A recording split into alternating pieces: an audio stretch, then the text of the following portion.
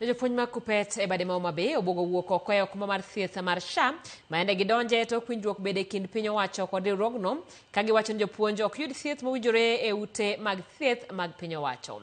Kotangi kod jagoro mar Kuppet e kauntino Stephen Yogo giywak ni mana osuptal achiel kende e kaunti ma Homa Bay ema chiwo thieth malong'o e bwo SHA, gino mosekelo pek ne jopuonj madhi dwaro thieth. E twak margi e apise Kuppet manie boma ma Homa Bay, gikoni Kuppet ni kod kwan jopuonj moe gana 400 maonge kaka nyalo dhi yudo thieth e osuptal achiel ka gikone sirikal mondo los wachno mapiyo. Puonj ma Homa Bay en ni e Homa Bay County ka osiptal achiel miluongo ni Oasis kende mano oket ni nyalo thiedho jopuonj. Kikawo jopuonj mag sekondar, michaki medo gi mag JSS, michaki medo gi mag primary, giduto te ok nyal thiedh gi osiptal achiel kende.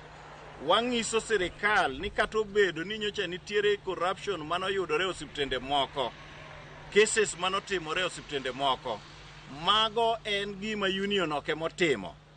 Koro kuom mano wan wang'iso sirikal ni mondo gi stop suspension manyocha gitimo ne osiptendego, mondo giyaw osiptendego. Ka nitie problem moro amora between SHA gi osiptal ma wan godo kae, ministry onego gidonje gilos wachno mapiyo.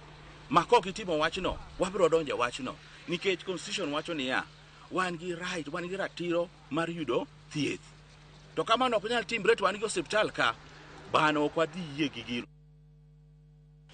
Kawuok weche mag Kuppet wakaw yueyo machielo chenro en marang'ich welano kuoro ote e mbui mar Facebook opija jachuma wacho ni